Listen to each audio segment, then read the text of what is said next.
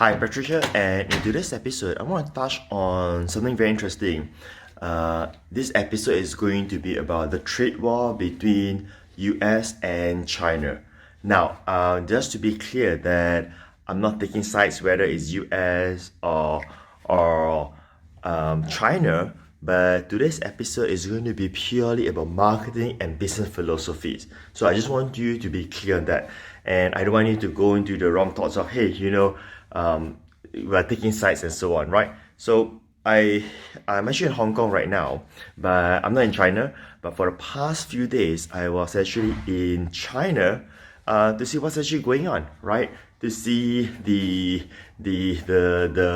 quote unquote culture, the technology, and so on. And I thought that as I walk to the elevator, I'm just gonna record this short episode, this short video, right?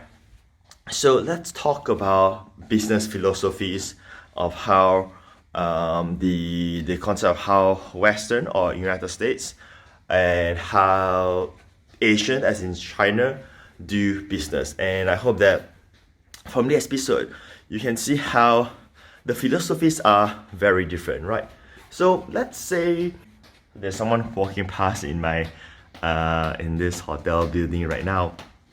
So I don't want you to think, which one is right, which one is not right. It's not about right or wrong. It's not about good or bad, but it's about understanding the business philosophy so that you can adapt into your own business in that sense. So going back to the idea of starting a business.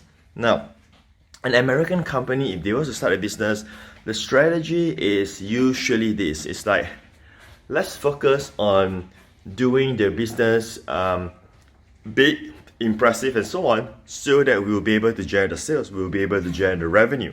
You will see this as in like they spend on like billboards, advertisements, or decorating a fantastic office and so on, right? And in the industry of teaching about success, you may even see a lot of the mechanics of proof to show that, hey, you can get all these riches and so on.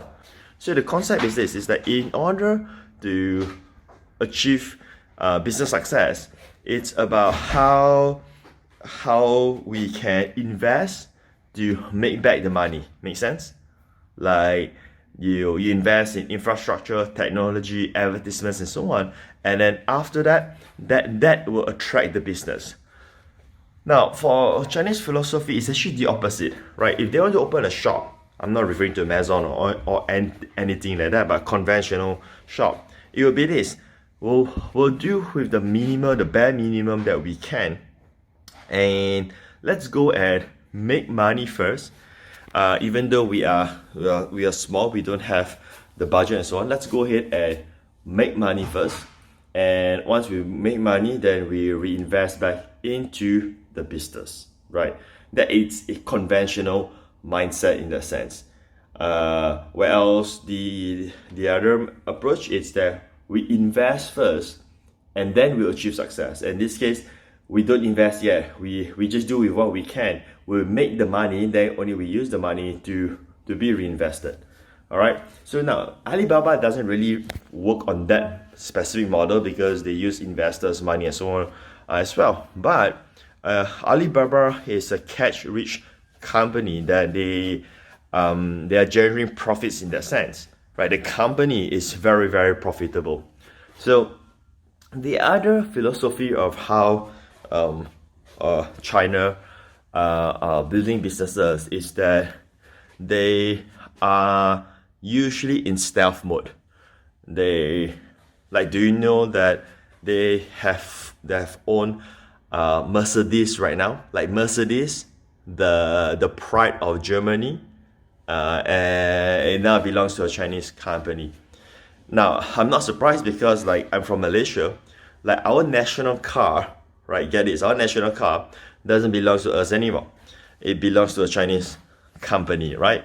But the brand still remains. The brand of our national car is still there. They didn't change to like a Chinese name in that sense. Do you know that Chinese also owns, and when I use Chinese, I'm referring to a China company or China citizen. They also owns Club Med. Club Med, right? Have you heard of that brand before? I mean, I love Club Med and so on. And at one time when I go to Club Med, I was seeing that how come there are so many Chinese people from China actually in Club Med right now? Because last time it used to be more non-Asians who use Club Med. And did you know that Wonder Woman, okay, Venom, these are all superheroes movies, Bumblebee, Transformers, or even the latest Terminator movie, they are under the productions of Tencent Pictures, which is actually belongs to Tencent. Tencent is the company that creates WeChat, like WhatsApp, but they are the largest in China. Now, just trying to understand this. It's Hollywood movies, but it's produced by a Chinese company from China. But if you don't Google about it, you wouldn't know, because they don't tell you. They don't tell you that they own this and so on. I mean, if you know, you know. If you don't know, that's okay. And they are acquiring companies in that sense. Same goes with Alibaba. They have acquired a lot of businesses and so on.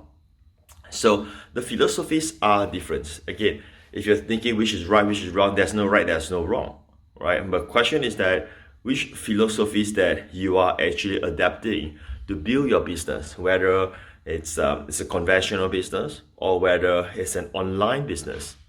And for me, you know the answer right away, which one that I adapt. Well, the answer is pretty obvious, that I adapt both of them, and that is the secret. I mean, is there any so-called Asian secrets that exist? I do not know. You have to find that out yourself. After all, they're not telling you, right? So I adapt both. I am with Sun Tzu Art of War, and at the same time, I'm applying marketing strategies from United States, right? So if you're able to adapt both of them and build into your business, well, I think that you can cast away those that are not so effective and just use those that could be highly profitable for you. Like what Bruce Lee once said, I do not know the exact quotes for it because I don't go and read quotes like every single day. But one of the things that he said is that you have to move like the water, right? You have to be adaptive towards the situation. And of course, when he said that, he's referring to not just martial art but also with life. You have to be adaptive, and in business that's the same case. You have to be adaptive, not just in terms of the locations or which country that you are in, but also how the whole environment is, especially on the internet. Because and when you're building an online business, it's a global market. So look at all the pros and cons and so on, and adapt accordingly. You don't have to be concerned about the trade wars in that sense. I mean, when I was in China, when I went to Nike, I mean, it's full. Like, so many people are buying Nike stuff, right? So my thought is this: the Chinese in China are still loving American brands, right? So whether it's going to like truly affect like the consumer or not, I'm not too sure. But this is all the politics, the countries, and so on. But I think that there are a lot of things that you can actually learn from all these thought leaders at the same time. With that said, this is Patrick here, and if you want to check out the upcoming stuff that I have, just check out patrick.live, and we'll continue from there. I've been walking through this aisle for like 2 rounds right now, so I am going to go down the elevator right now. See you then.